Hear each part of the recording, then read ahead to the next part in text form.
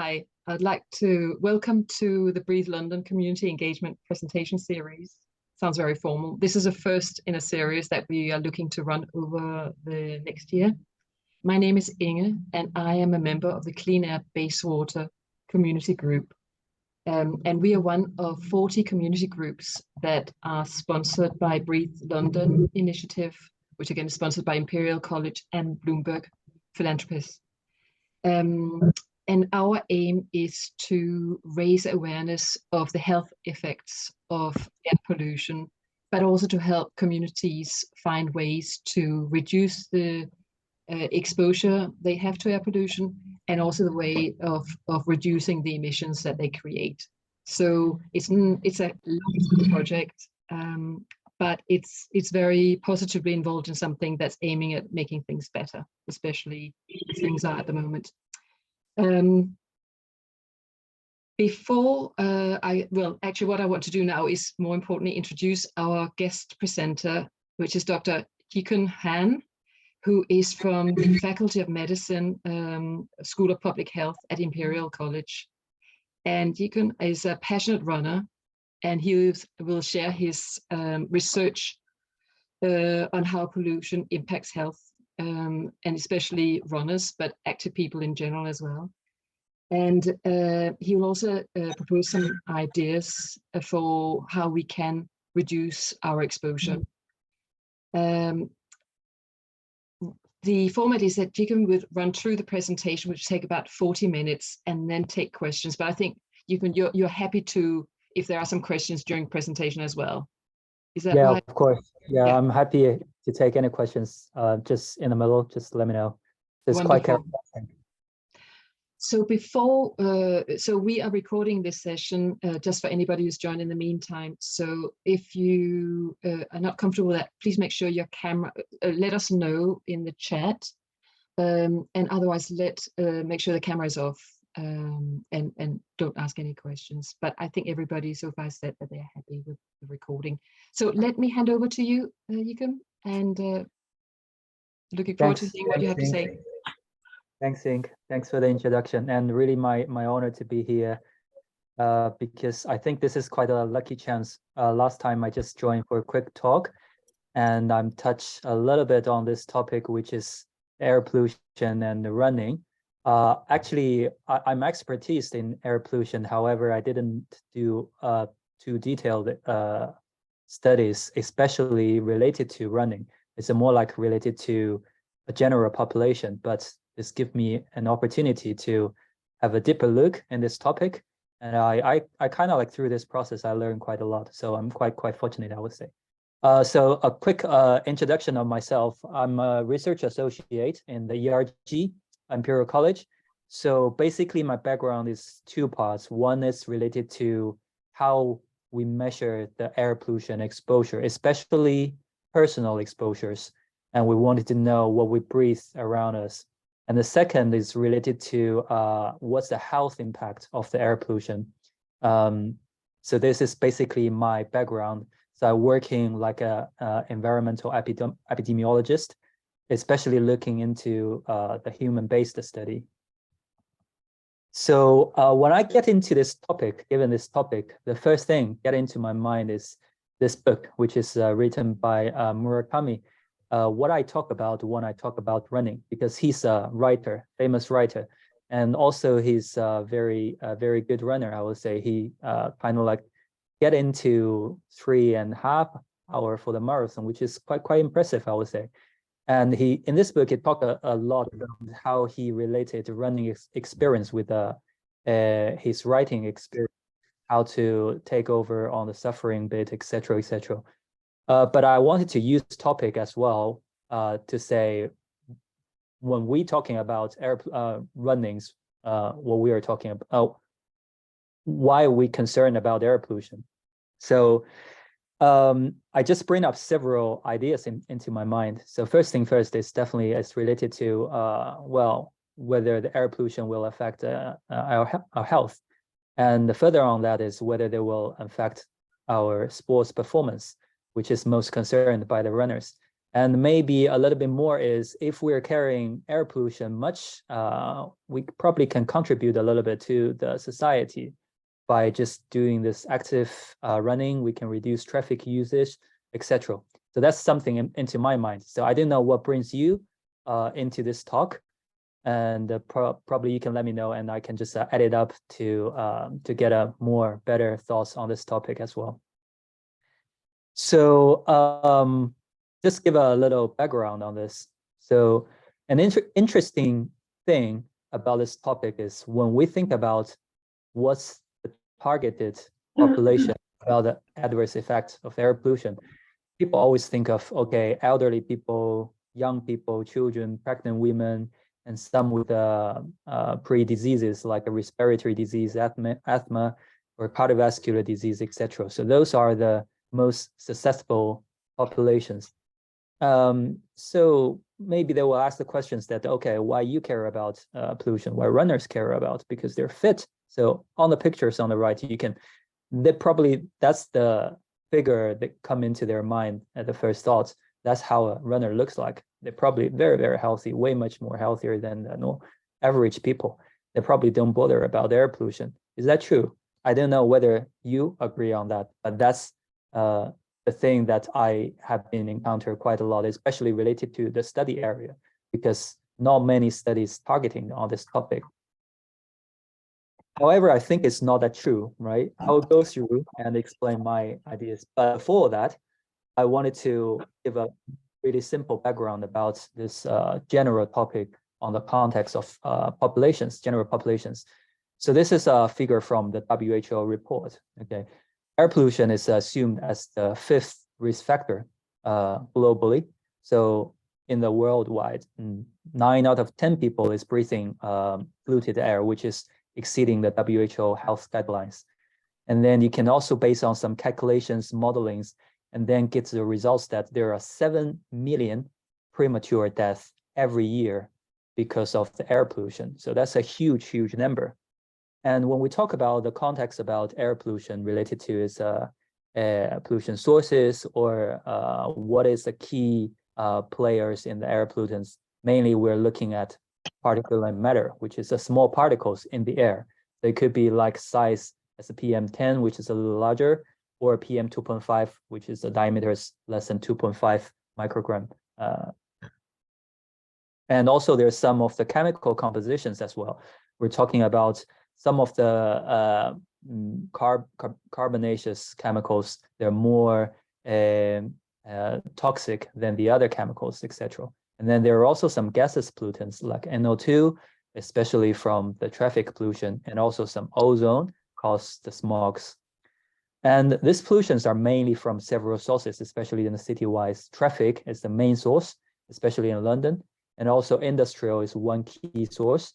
And household, like cooking emissions from the household or some other things, that's the indoor pollutions. Well, we are also targeting into. So that's basically the main idea of the general air pollution and its health effect. And the WHO has the guideline. I just used the red box to highlight PM 2.5, which is a key concern, the pollutant. And you can see following from 2005 until 2021, this guideline is just also getting lower, meaning that we have better air quality right now, year by year. However, we didn't see any threshold for the health effect. So even we lower it to like 10 microgram, we still have health effect concerns. So that's a general idea that we can use this guideline to somehow support or give us suggestions on our daily activities. And related to the health effect, we can talk about that in basically several dimensions. It could either be the pollution related to acute effect, or it can also generate the chronic effect by years. And it also targeted on different medical systems, like in the pulmonary intuitively. And also it can further get into circulations, cause some cardiovascular disease. But beyond that, the current studies also shown some evidence that it can also targeting cause, the air pollution can also cause furthermore, like metabolic diseases, diabetes, for example. And also it can even cause mental disorders, etc. So there's quite a lot of evidence showing up. It is affecting all of our systems. So it's not only in certain disease, like a clinical wise disease, but also a full spectrum of health impacts from symptoms to the attributed death we have talked about. So on the left-hand side, you can see this pyramid effects, which can summarize this quite intuitively. So death or disease, that's just an iceberg, the top of the iceberg. Actually, below that, you have a whole large populations, which is with unseen symptoms, or even some of the biomarker already changed before you have realized that. So you probably can think of air pollution has a more wider impact than it supposed to be.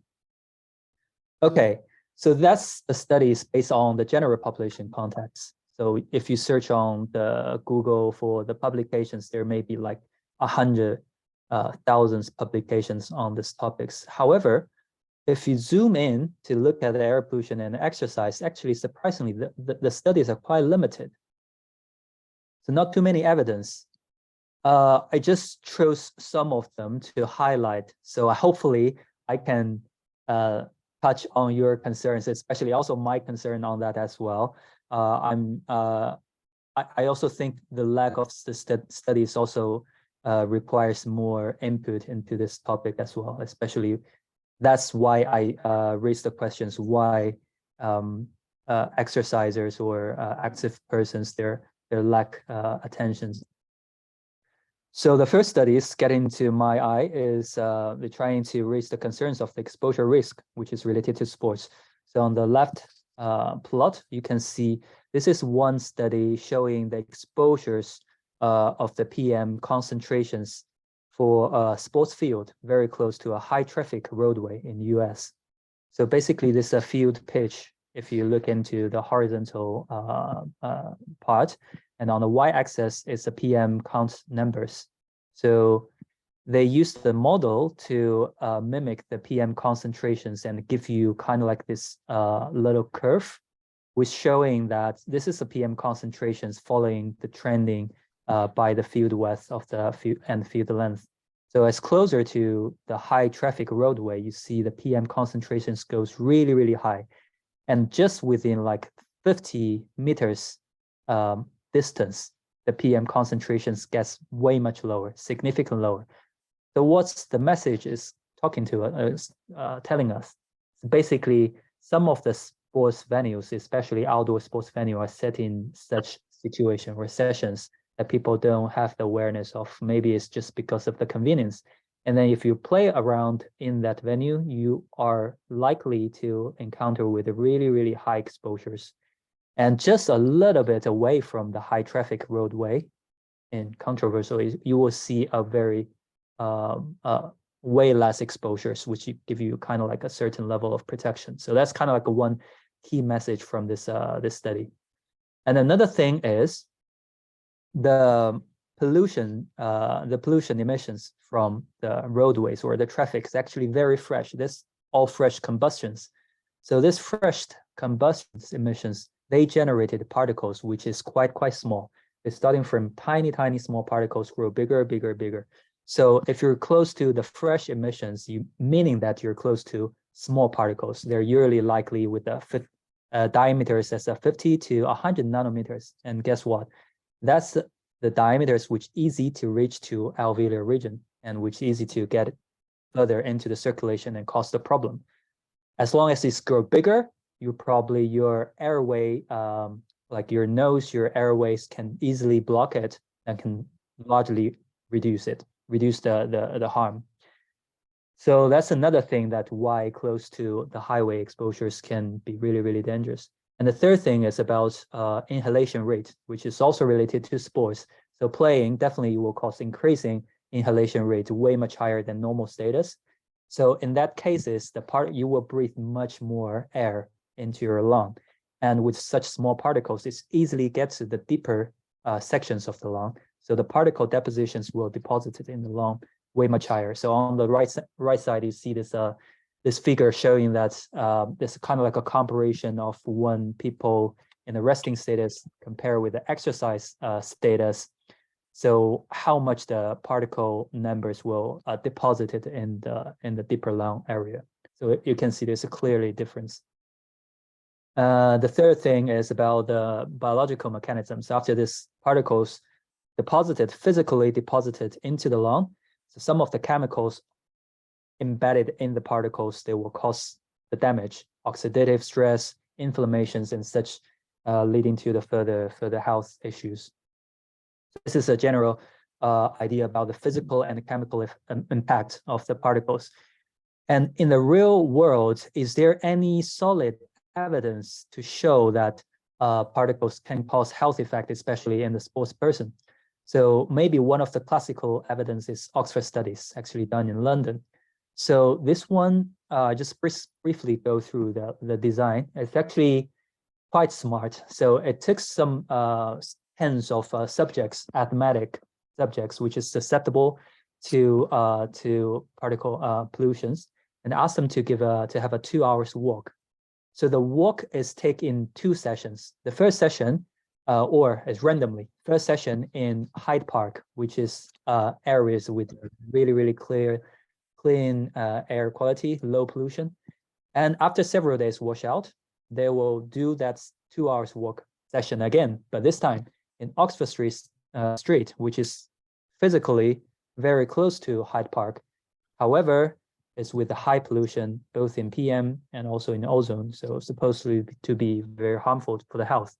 And then after each of this 2 hour walk session, the participants will be asked to take the lung function measurement several hours after the walk. For example, in the 2 figures below, you see starting from hour 0, they will start walking, and then you will see after every hour, 1 hour, 2 hour, 3 hour, 5, 7, and 22 until 22 hours after the running, after the walking, they will have this repeated measurements of lung function. And what you can tell from the figure. So there's 2 figures. One is FVC, the second is FEV1. They're both two parameters for lung functions. The lower of the value, meaning that you have a worse lung function, okay? So you see there's 2 types of circles, meaning they're either running in the high pollution scenario or in the low pollution scenarios. So you can see there's a concurrently significant decrease in the lung function in both perimeters while they're walking in Oxford Street. So, and this effect can last for several hours until 1 day, really significant compared to level 0, okay? And then if you're looking at those who just walking in Hyde Park, there's not too much difference. Basically, the lung function remained unchanged. So this is kind of like a very straightforward evidence to show, okay, yes, exposure definitely can cause some problem with the respiratory dysfunction.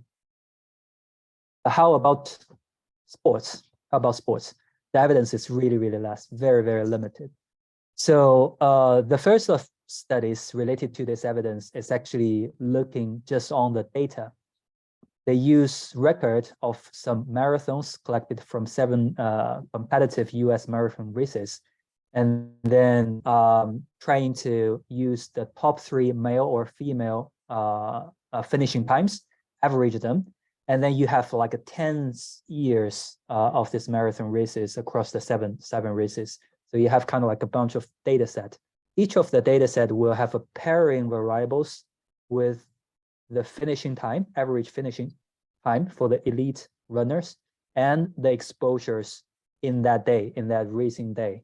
They're trying to look at if there's any significant associations between these 2 variables to see if a worse air pollution day will it lead to a little bit worse performance in the running time. So what they found is they have looked at into the 6 key pollutant. They only found PM10 actually is significantly correlated with the finishing time, as shown on the left-hand side. You see, this is the y-axis is kind of like a perimeter. You can basically interpret it as the finishing times based on seconds or hours. So the higher the PM10, meaning the exposure worse, you will get a higher or longer finishing time. So they have estimated that every 10 microgram per cubic meter increase in the PM10 in that day, in the racing day, the performance will decrease by about 1.4%. However, that's significant only shown in women. For the elite men, there's also an increasing trend. However, it's not statistically significant. So that's kind of like one of the type of study that give you some conclusions or evidence to see, okay, it does affect some of the performance. And then we also wanted to know what's the biological mechanisms, if there's any evidence to show, yes, when we're breathing into air, this air pollutant, it will cause some of the problem and somehow lead to the worst performance. This evidence is even more limited, maybe less than 5, I would say. So I think one of the reasons is because it's really, really hard to carry on, because you have to measure really detailed biomarkers or physical parameters. It's hard to carry out. And also there has some ethic issues asking them to breathe in really hard doing a maximum exercise. So that's the reason, but luckily we have some evidence here. This is one I found very useful. So it's from US as well. This study has recruited 16 healthy young athletes, college students, male, and they asked them to do a maximal exercise, meaning that they're asking them to do a 6 minutes intense cycling. And then after finishing that, they were trying to measure whether they can, well, they will ask them to do in 2 sessions, one in the low PM session, one in the high PM session, and both repeated. And they will see whether they will achieve how much workload they can achieve for their maximum risk. That's working accumulated parameters.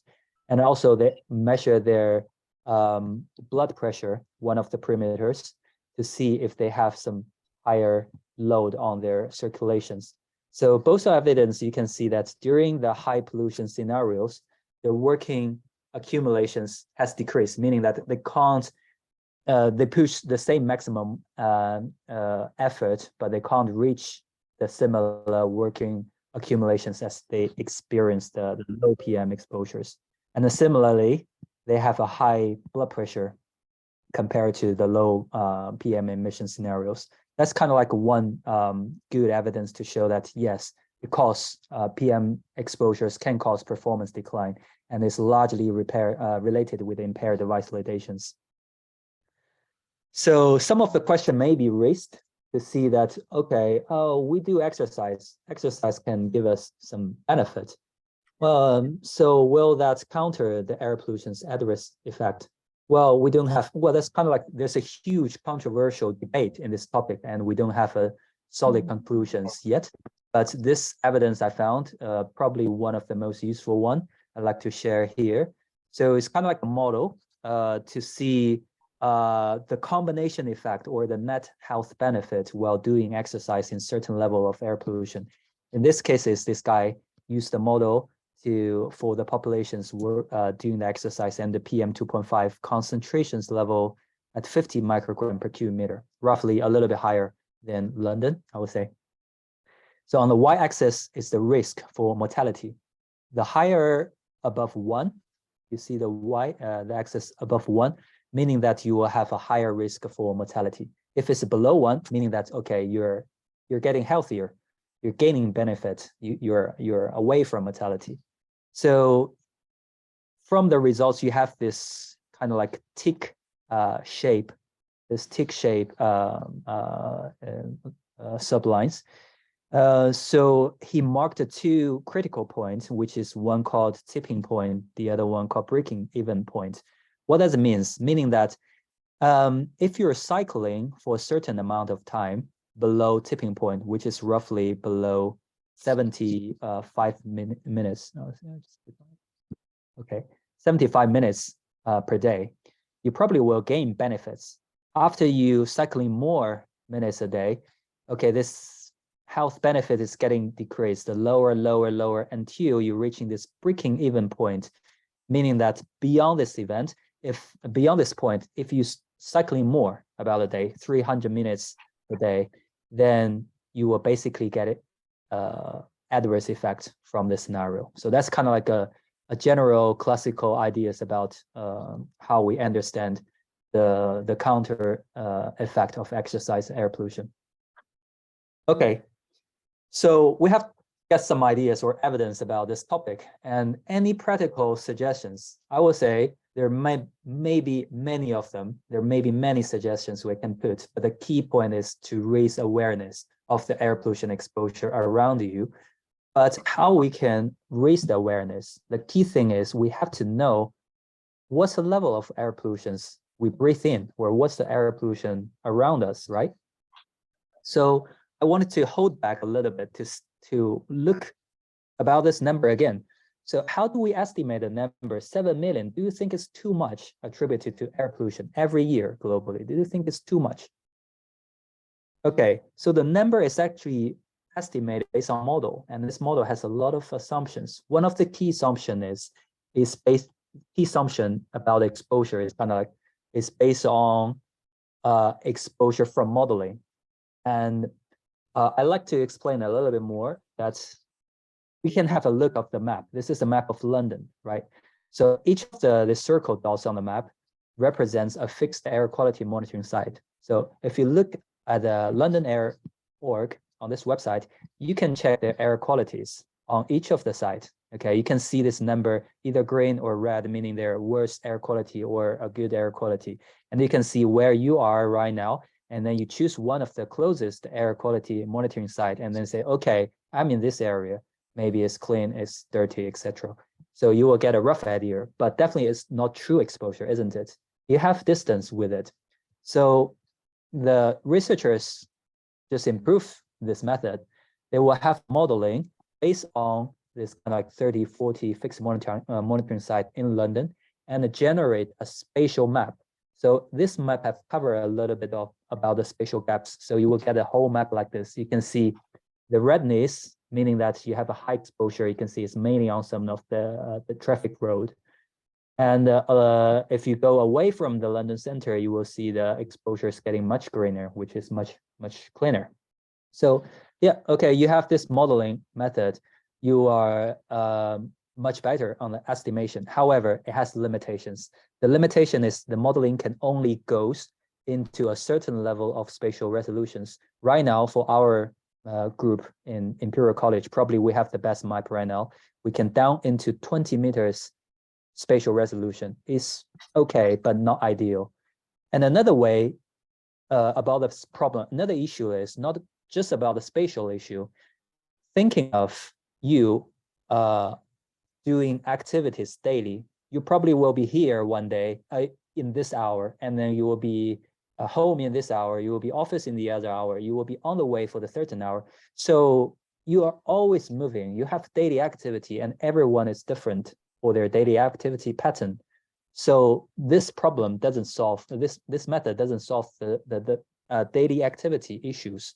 So the exposure is still not ideal for you to understand the things around you. Okay, so this map maybe can summarize these ideas more properly, that we have outdoor sources, we have locations. However, if we think about the personal exposure ourselves, what we exposed to, we kind of still have some gap in between. Until then, we can have the accurate personal exposure, then we can talk about health impact accurately, right? So what's the solution? There's a solution right now. It's portable sensors. So right now there's a developing about the sensor technology. We have a huge amount of sensors getting smaller. Rather than compared to those in the monitoring site, this is a huge, big, they're complex, they're hard to carry on. Right now you have this portable sensor. They have some limitations, but the good thing is you can basically carry them, put them in the pocket, and then you carry them with you in your daily life. And then after a day, you have a record or a diary of the air pollution. You can tell them. So there's a huge amount of different sensors in the commercial market right now. Some are really good. Some are, well, most are quite rubbish, I would say. Most have their limitations. The key point is they're not they're sacrificing their accuracies compared to the standard instruments. But there are some relatively good, which we can use standard level in terms of research. So here's one of the figure that what kind of like we have a self-deploy developed sensors we use in our own group, in our own projects. And also you have some of the very, very good commercial ones. This one's quite small, measure black carbon. So carrying up by the measure, kind of like he's showing us how important we have to care about the exposures around us. So with the portable sensors, what we can do, this is one of the interesting studies I like to share with you. So the plot is a time series plot showing a daily exposure of two person. Actually, they're a couple living in the same household, right? In the same postcode. So supposedly, if we're using the modeling method, we probably will assign the same exposure level to this two person. But actually, look at the exposure, their daily exposure by day. They're carrying one, either of them carrying one sensors themselves.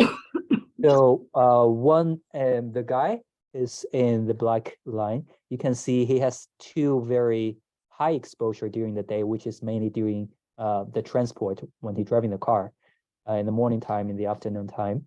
And for the lady, she basically has a quite relatively lower exposures until in the afternoon she goes out for a lot of social activities with a bicycle, and then also she passing by some of the main road, and then she is experiencing a really, really high peak, and then later on joining her husband for the night. So you can see this is basically two patterns of exposure, significantly different, and then they can last for about almost 30% difference of the black carbon exposures. Such a huge misrepresentation, I would say. So you can see the difference. So based on this technology, and we in our group, we're using that and trying to see how it contributes to our daily life. So we have this small study called APAS that we work together with MIT, kind of like their collaboration funds. We use that to generate some ideas to how we can create some useful tools for general populations. So what our idea is actually, we wanted to embed all this wearable sensor technologies is either from the wearable watches we have in our normal lives or the sensors we have right now. And somehow we can merge them together. We can have the running, for example, or walking patterns or record of the day. And then we can also record our exposures and then merge them together to see the change of or to track the exposures of your daily life. So the general idea is about this. So we wanted to create this using this tools we have or the budget we have, and then somehow to fill in the gaps between the personal exposure dose between the modeling or monitoring way. So we went to Boston to visit our colleagues in MIT, and we did kind of like a trial run. It's along the Charles River, Boston. You can see they have kind of like a quite cool, this is our colleagues in Boston. So he has a connection with the local club, running club. And then I just joined them for one session. So during then, I just take the monitors myself on my hand while I'm running. But I can also explain them to some of the person or club members quite interested in it. So this is a map I show the exposures of PM2.5 on the right-hand side, exposure of PM2.5 along the route while we're running.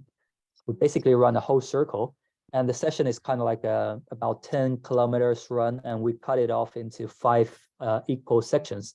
And after 2 kilometers run, we'll stop a little bit and do some of there's a guide taking us to do some of the HIIT things, jumping, exercise, and then we do another 2 kilometers, etc. So you can see there's a variance about PM2.5. Some are really, really high. It can goes up to 920 microgram per cubic meter. And some of them are quite low, right? And then there's another map showing the heart rate, which is also key parameters to which we can relate it to our inhalation rate. So you can see some of the time I push really, really hard. I run really, really kind of like a sprint along the bridge. And some of the time I just run mildly. Okay, so this is a map showing about the time series about PM 2.5. We measured all along the way. The green and the red dotted line is a standard air quality standard, which is 25. I think it's 25 microgram per cubic meter for the 24 hours PM 2.5 concentration. And the blue line is actually the real exposure I'm running. You can see there's quite a lot of spikes punctuated at the times. Some of them I can identify. For example, this peaks is actually happened when I'm waiting just along the road to cross a busy street. That's as a starting point when we get into the riverside. So there's a car passing by. There's a really high peak. And some of the times you can see, no, we're just along the side, riverside. However, we still have a high peak. And I assume it's because of when we do the HIAT just along the dust field, there's some expanded dust, I assume, like that. So you can see there's changes while we're doing the running. They can happen all the time and different sources as well.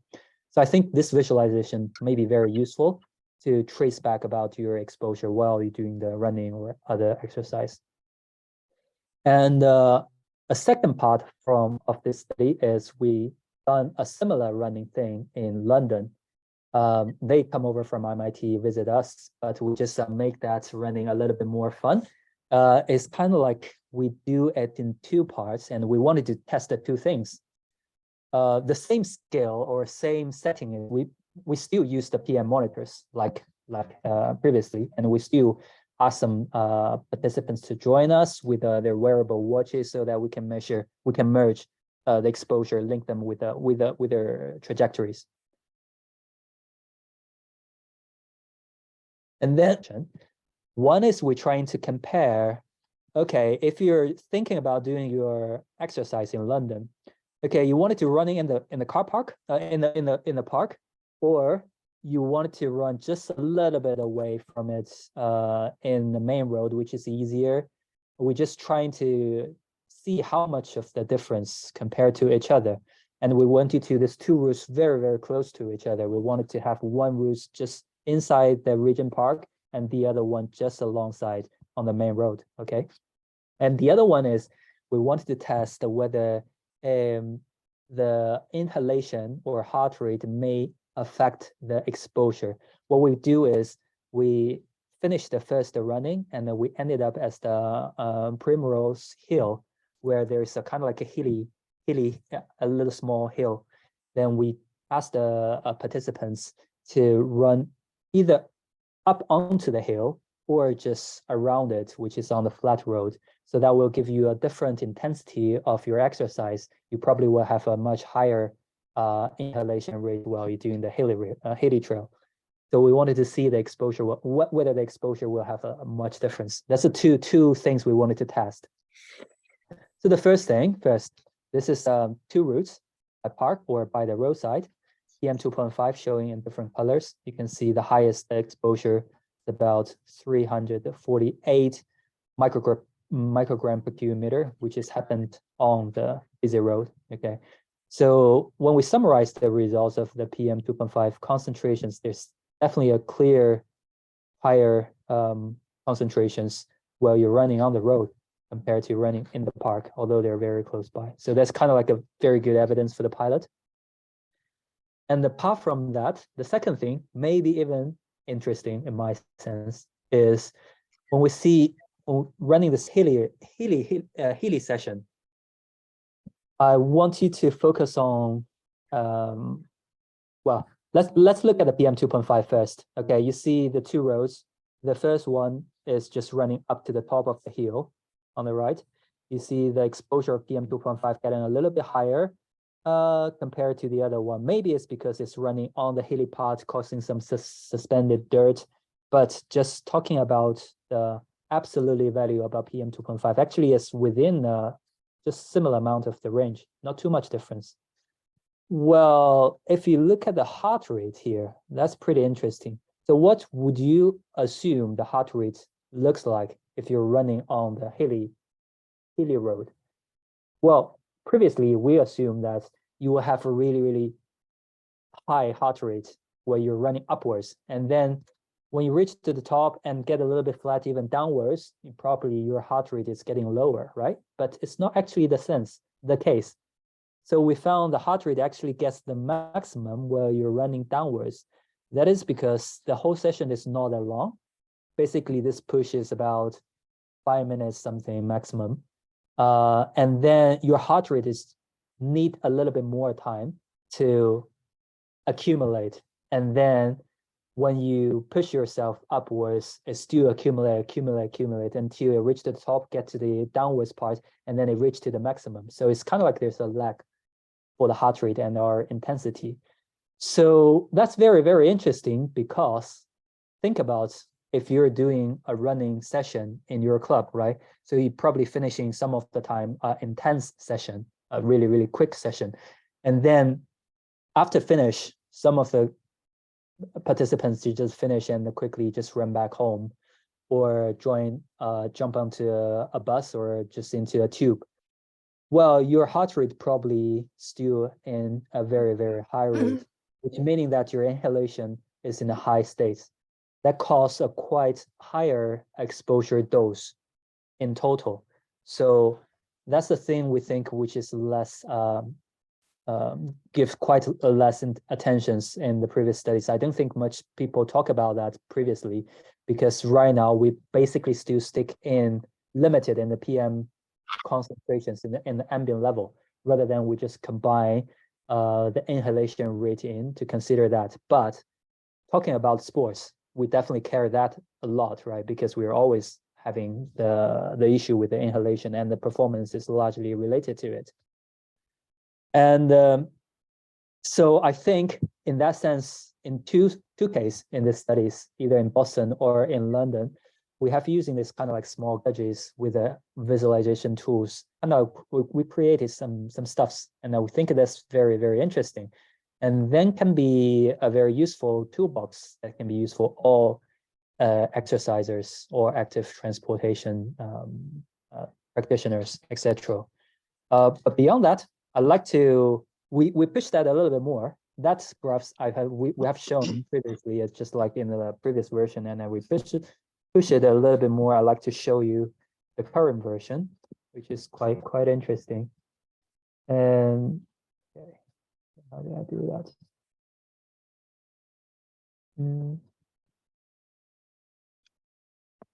Let's bring this down. Okay, that's the same results from the running. You can see the screen, right?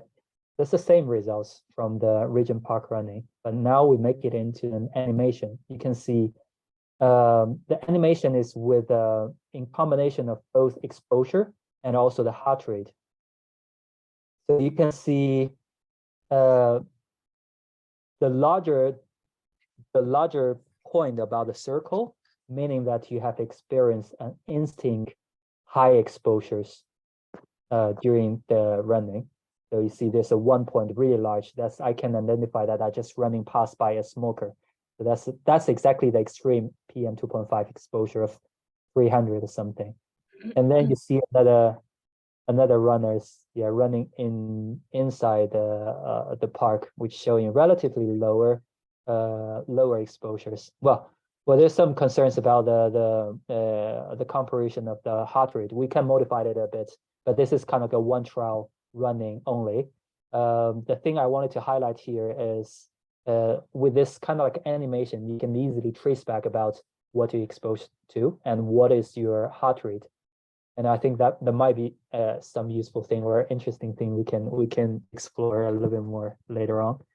Okay, so back, I'm almost done here. It's all right. You could say hello.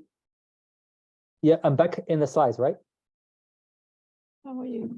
Yes, you are. Yes. Yeah. Okay. So right, some final slides. Back to the practical suggestions. Okay, what I mentioned here, all about everything. You can have millions of suggestions. The key important things is about air awareness. Actually, you have to literally know what are you exposed to, right, in your daily life.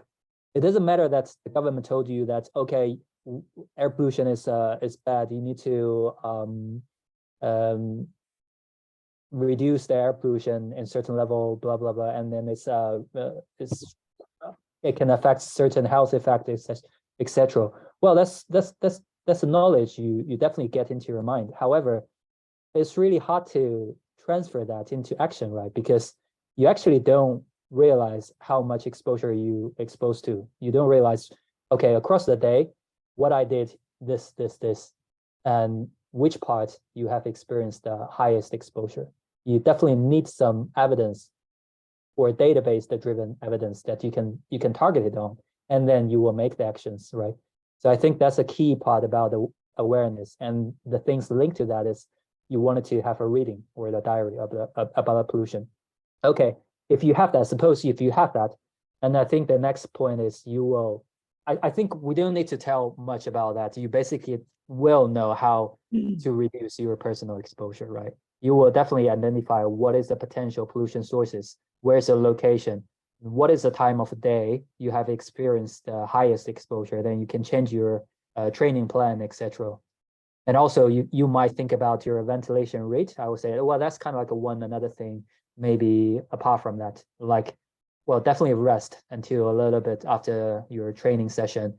Don't rush and just go directly onto bus or any traffic polluted area. Rest a little bit until you get back to normal level of breathe, and then take care of that. And the third one is the useful toolbox, sensors, visualization apps, which I have created, which we just show here. So again, back onto the questions at the beginning. So some people arguments that say runners are fit, they're not the air pollution targeted population. Do you agree on that? Well, I kind of like sort of after exploring all this papers, I think no, I think there should be more studies, especially given there's so limited evidence so far. I think I have so many things unclear, and I wanted to understand more. And apart from that reason, another thing is, think about the runners. Well, yes, they are fit, but they're the person that really care about their health than a normal person, right? Just think about if you have a new shoes coming up in the market. This is new technology shoes. Well, they will buy the shoes and talk a lot about this only 1% technology change, and then they will say, well, that change a lot. That will give a huge impact on your performance, running performance, right? So they really care about the performance, their health. So they care about equally about the adverse effect from air pollution. That's my understanding. And the second thing is, I think they're also quite caring population that they wanted to contribute to reduce the air pollutions by running into work or use less passive transportations. They have the abilities, they can do more active transportation. So I think they're kind of like a population can give more drive into this or force into this area. So I think in that way also they're the targeted population in this topic as well. So yeah, I'm thinking that's everything that I want to talk about or share about. This is one run. Actually, that's from last year. That's a Chinese New Year of Tiger. So I with some friends, we just using the sensors and watch and running this pattern, which is a tiger actually. So it's in London area. You can see also on the head of the tiger, you see there's a red point, which is actually high exposures from the King's Cross train stations, and there are also one another high exposure areas in the Chinatown, I think, in the Chinatown or some central London area. So very interesting. Yeah, hopefully there's much fun related to this. So that's everything from me. Thank you. Thank you. Fantastic. Thank you, Jikun. It's really, really helpful and informative. And I'd like to open up the opportunity for people to ask questions. So if anybody's got any questions, I can't see. You can probably, yeah. Yeah. Okay. Shall I do? Can you see them? You can maybe you just take them and. Yeah. One way of okay. one way you can do Yeah, it. I see the chat, right? Yes. Do we have any questions? Yeah, I see think one question. resend is better. Yeah, it's way clear. Just please go ahead. Sorry, I don't know where to see the name. Can I see? Okay, so iPhone has a question and Caroline Mauer has a question. Okay, iPhone Ethan, can you like to go first? Okay, I guess I'm coming up as iPhone. Sorry about that. So that was really, really interesting. Thank you. I'm Louise, part of Breathe London at the Brixton London Early Years Foundation, so a nursery that we're having our node installed at. But this is of interest to me for wider reasons. I just wanted to pick up on your point about, is it modeling versus monitoring with sort of additional gadgets and things, and I just wanted to find out your thoughts a bit about the kind of social impacts of that, because obviously not everyone can afford to have fancy watches and additional monitoring things. And so I just wonder whether, for sort of equity reasons, the emphasis should be put on the modeling, that so that everybody can take advantage of that, or is it more that you're thinking about the wearable stuff more for research purposes rather than for individuals? I kind of also wonder whether, you know, if you can afford it and you've got a load of fancy wearables, you might get a load of data from one run or one cycle, but then unless you really know what you're doing with data, you might find it hard to apply it to other sort of generalized situations in your life. So I was just wondering about whether the emphasis should be a bit more on the modeling side. Yeah, thank you. Yeah, that's what I think. Actually, it's not that ideal for everyone to have one portable sensors themselves. The first thing is, there's so many sensors on the market, and some of them are really not that reliable. So you need to choose wisely. And second, even you get a really good validated, a good commercial one, you still need to collaborate it with instruments, standard instruments on the side. Kind of like you need to do some preparations, which is hard for normal users, I will say. But you can relatively use it as a suggestion. But what we think is, the toolbox, including both the sensors and also the visualization app. The app is one thing that we're trying to think of, kind of like maximizing our group's specializations, I would say. We have a whole map modeling of London area, which is very detailed. We have developed that for many years. We have really, really good spatial resolutions. And the only thing is probably, if you're running with if you have a wearable watch, right? Quite a lot of runners or cyclists, they have this. So they have their records. They have their records either by Strava or other apps, maybe, I don't know. So you can easily download them or export them. I see some of them also share on the Strava community. And I think with that trajectory, we can easily match with the exposures and telling you, okay, today, if you're running this trajectory route, and then you are experienced to this much exposure, air pollution. That's the thing we're looking into. Actually, we're do some experiment. We also have some versions for the data visualizations in certain level, and we're thinking of pushing them more so that everyone can easily access and then using this app to trace your exposure. So basically, you don't need to add any physical gadget. You can do exactly the same on your level, on your daily basis, but with a new app, then you can understand your exposure record, which suits the same aim. Louise, I think that's something we can pick up as part of the Breathe London, follow up on that. Yeah, exactly. Perfect. Thank you for that. Shall we go to Caroline next? You had a question, I think, about young. Thank you very much for that presentation. I just want to say to you that I want to point out to you that, so all of your kind of the papers that you presented, you were presenting kind of like people doing exercise in a controlled place, but they go home and live in another place. And so if you think about Ella's law, there's a load of places where you just live in it. You don't have to do any exercise. Ella was not being a runner or anything like that, but she died of her air pollution. Yeah. And I think that where you live in, that's also going to be a lot of inequity there, because if you're poor, you live in worse areas with more air pollution. And I think that that's really important. So the people who you've got, those fit, healthy college students, they're probably like quite well off. They're living in nice places. So, you know, like Yeah. that's not what life is like for many of us. Yeah. And so, but I wanted to ask you about not only about running, but about football. And so that the footballness, where the actual activity happens with football, if you've got a 20-meter thing for that, then it would be possible, I'm guessing, for you to tell us which football pitches, what's the pollution on a particular football pitch. And the reason I'm worrying about that is because I live in Camden and I'm working with I'm actually with Breathe London for Brunswick, and not with kids, but just around the back of me is Coram. So there's a load of kids playing football there. And there's a lot of other people that I know who are in charge of football arrangements. There's a lot of football in Camden. And, Yeah. and they're kind of doing it as a way of improving mental health, really improving your physicality and so on.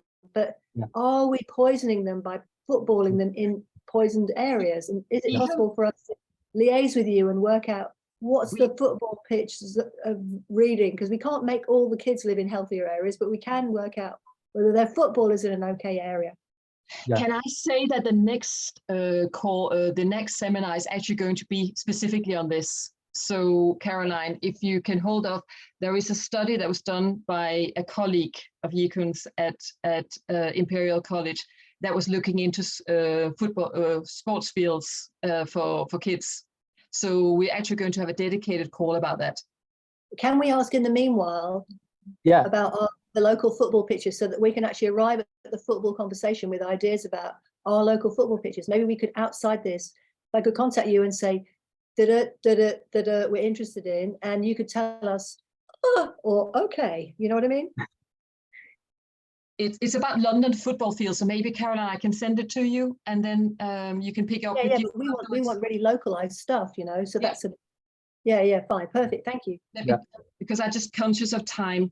Yeah, Can yeah, I fine. just before, Yikum, are you okay for another 10 minutes of questions? If there are I'm, questions. I'm fine. Sorry, sorry, it's me. I think I No, no, probably it's wasn't a aware about the delight. time. Yeah. But if I can ask you for 10 minutes, can I just, for anybody who has to drop off now, can I just ask you to send an email that to the email address we put in the post to Nikki at cleanairbasewater.co.uk if you'd like to be informed about future events, just so that we can give you an update and let you know about them, such as the one about football fields. There will be a number of different topics. So if I can just ask you to email us there if you'd like to be kept up to date. And then, sorry, over to the next question. Are there some in the talk? Because otherwise I saw there was some early on. What? I think Chris? Chris Yeah. also raised his hand. Okay, thank you. And thank you for an excellent presentation. I learned a lot and I'm quite excited. I love the idea of a Strava module. I can see if you work with the routing apps, you could predict the best routes to take for running, for walking. I can see lots of lovely possibilities. I was going to ask a question about the quality of the calibration regime, but you more or less answered it. I suggest you consider some sort of UCL quality mark for portable sensors, because people are going to buy the cheapest. But my real question, and forgive me, I'm a beginner in this. I understand to my horror that volatile organic Carbon. VOCs VOC, yeah. can be very dangerous, and they can be species specific. So some trees produce quite dangerous VOCs. Yeah. So my question, which is about that, would it be possible that if you look at the Oxford Street and Hyde Park study, Yeah. could it be more dangerous to run past some trees than to walk past some buses? Yeah. Well, first, to be honest, I don't know the answer. The reason is the health study for environmental health study, most of the evidence targeting on the classical pollutants, the 6 major ones. VOC definitely is one of them.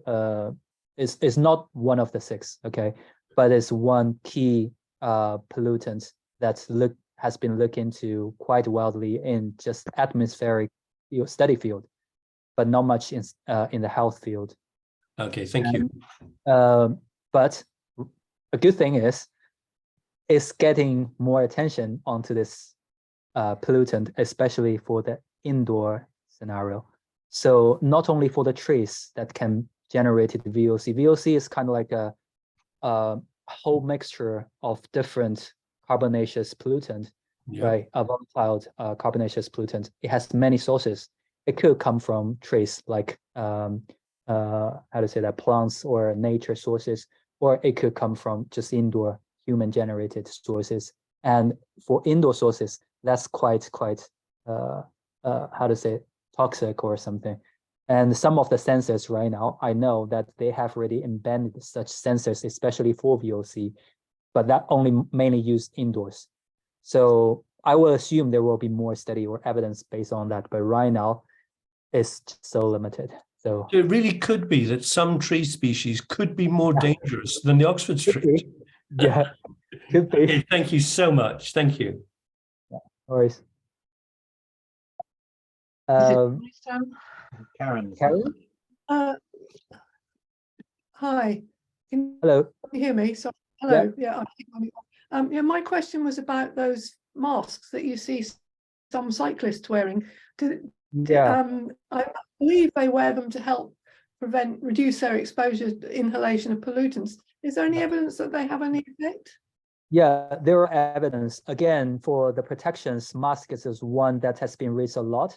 The evidence is not a lot, not many evidence, but there are some.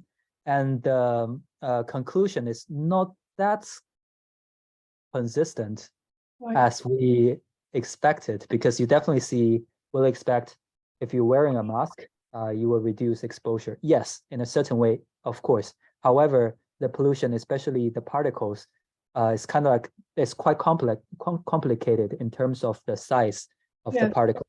Some are very big, some are small. So for the bigger ones, it's easily be filtered out where you wearing a mask. But the mask has a limitation on certain level of the size.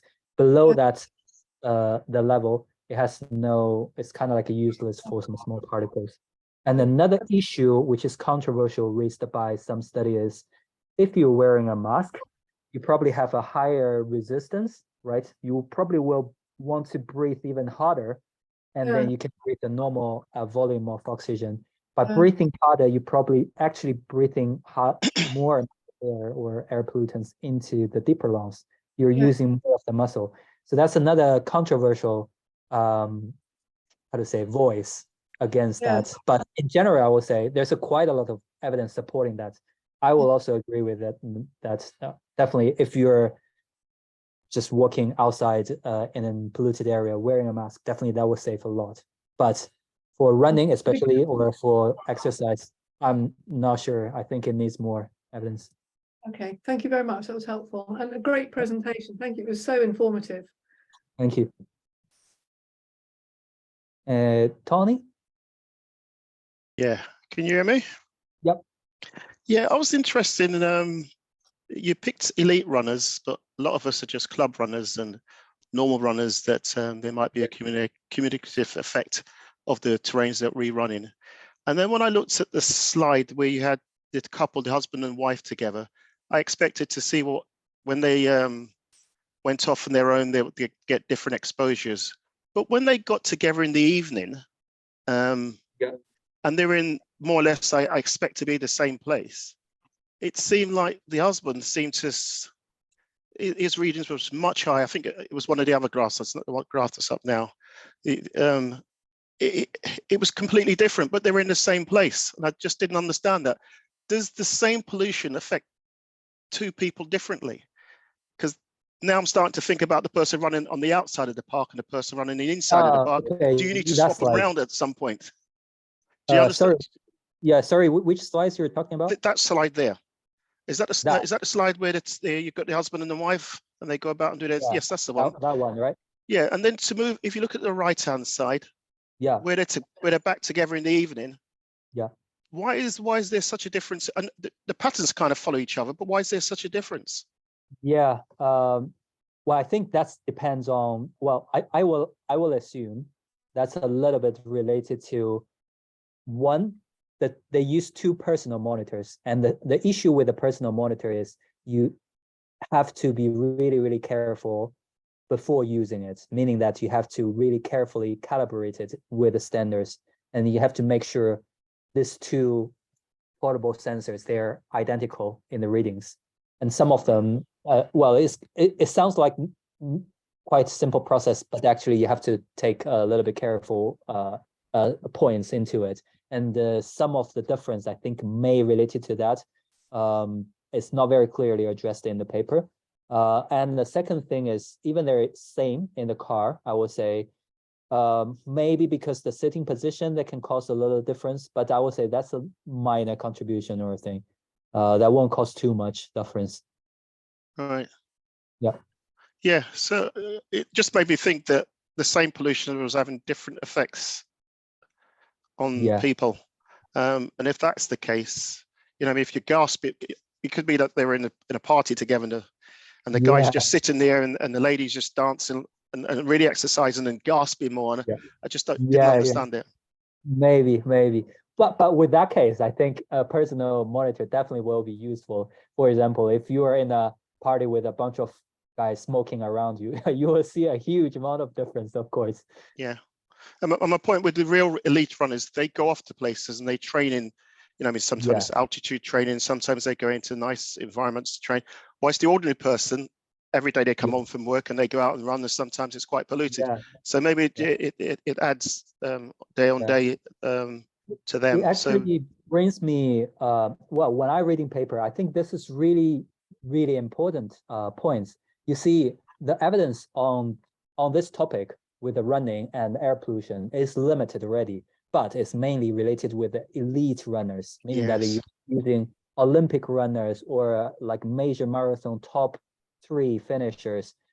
Well, we're talking about larger, like amateur runners like us. We just running on a basis. And I think we have to think about the similar things to see if there's very tiny evidence on that. And some of them we can use, which is, for example, I talked to Ian previously, discussed on this. So you have a club running there. You have a bunch of guys running consistently for years, and then they probably have their trajectories on Strava, or even probably they just run in what's the park run, kind of like you have kind of like a systemic record from past years. And then if you have this historical records of a group of amateur runners, you can also do the same thing as what the study do for the elite runners, right? In the marathon runnings, because you have record of the series of, for example, park run or your club running records. And then we can do the same thing. We can test if there are any adverse effect on the average runners. So that would be useful for them. Yeah, I think for the common man, that's what we really want, because as I say, the elite runners, they don't run in the same terrain as the guy comes home from work, or a lady comes home from work and just pops out the house for a run. Day after day. I mean, I used to do that. I used to cycle to work, and then after a while I found out I was coughing, and I just weren't sure why I was coughing, but I think it was a cumulative effect. But Tony, I think it sounds like you're volunteering your running club for any study. Can I move on to the next? I think so we take 2 more questions. Is that okay with you? And then we just do a roundup. If that's okay. I think Alan, you put your hand up, and then sure. James Hewitt, and that's probably it for tonight. Thank you, Yuken.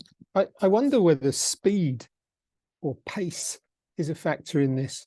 If I think about the number of dead flies on the windscreen, I know it's getting less now, unfortunately, with biodiversity issues, but to that extent, a woman cycling at possibly 20 kilometers an hour, or an elite runner maybe running at 10 kilometers an hour, is going to be different than somebody just walking.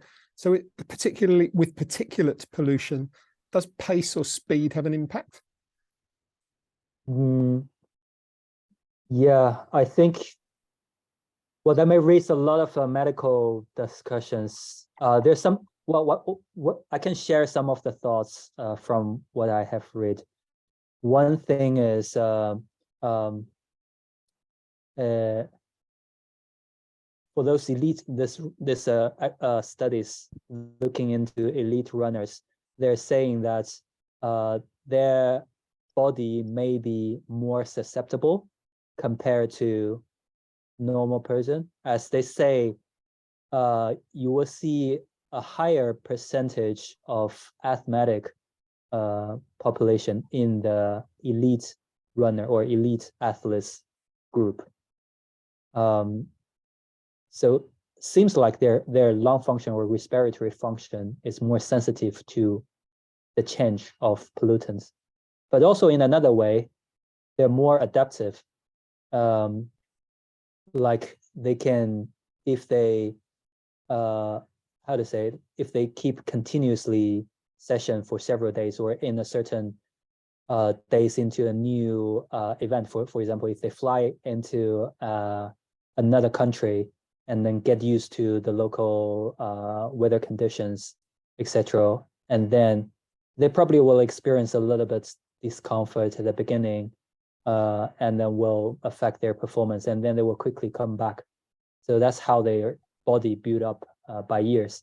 However, for amateur runners or even like just commuters, probably a daily drastic change that will affect a lot on their behavior or on their performance, I assume.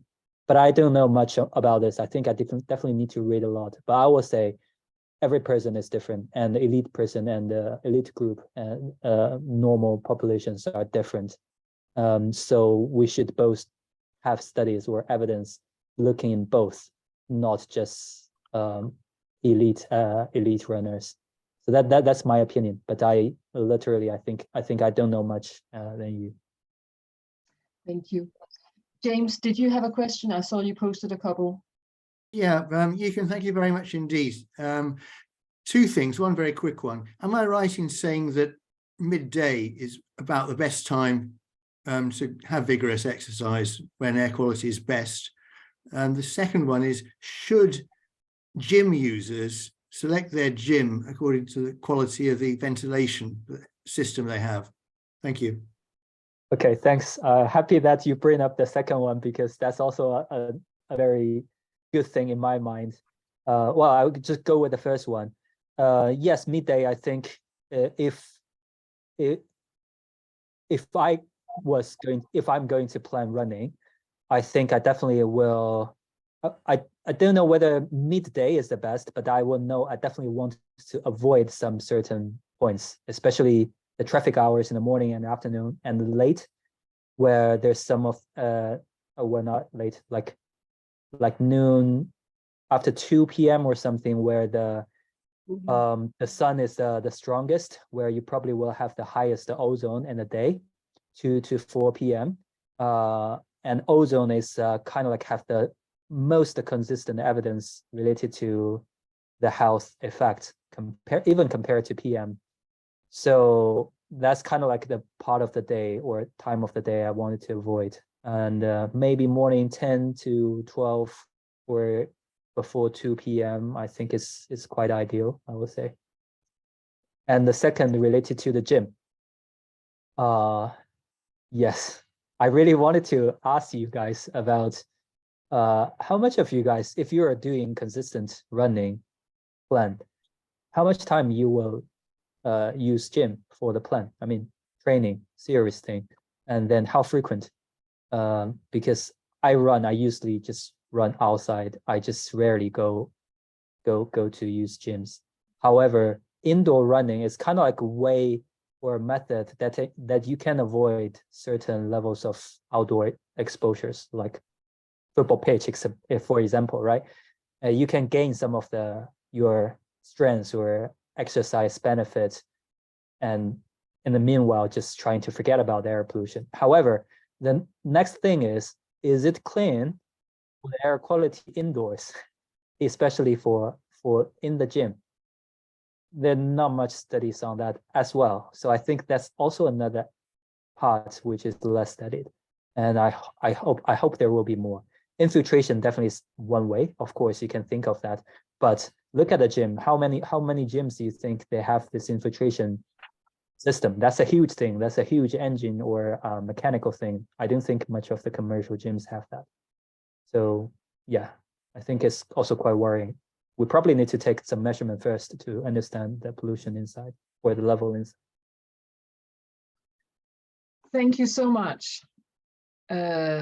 It's been a fantastic presentation and so valuable to, it's the second time I'm hearing it, and I'll pick up something new each time. So I really appreciate it. And I hope that we can come back to you with some more questions in the future, or invite you back for further updates. I'm really happy to share, and also if you have running community or members, because I'm also a runner, so I really like to ask their experience and what they want to listen, or what kind of features they want if they're interested in the app. We're trying to pushing that. We're still kind of like developing, but we wanted to see what kind of function will give the users the maximum benefit. So definitely we need some advice from the users. Great. Yeah, so happy to join any If you sessions. participate in, we can send it out, or we can provide your contact details. You just let me know afterwards how you'd like to do it. Yeah, okay, thank you. Do you mind? I learned a lot. Thank you so much. I really learned a lot as well. Do you mind moving on to the last slides, the last two slides, with the details of Breathe London? Because I also want to thank you all for joining tonight. As I said when we started, this is the first in a series of awareness seminars. So we really appreciate you joining. If you're not familiar with Breathe London, please go onto the website. So the group that I'm part of is just one of 40 groups. My group is called Clean Air Basewater, but there are 40 groups that are part of Breathe London. If you're not already part of a group that is Breathe London, then I can let you know that there are 10 more groups that are going to be, that you can apply to be one of 10 additional groups that are going to be launched, I think, in the autumn. But please go on to the Breathe London website, and there is also contact details if you want to reach somebody in Breathe London. And please contact us via the email that we put in the chat if you'd like to be informed of future seminars. And that's all for tonight. Sorry it ran over, but I think it was just such a fantastic opportunity to ask questions, and really nice to have met you virtually. Yeah, me too. I really learned a lot through this process when I'm preparing it. So I'm really fortunate. Thank you, everyone. Thank you. That ends the call for tonight. Have a good evening. Okay. Have a good evening.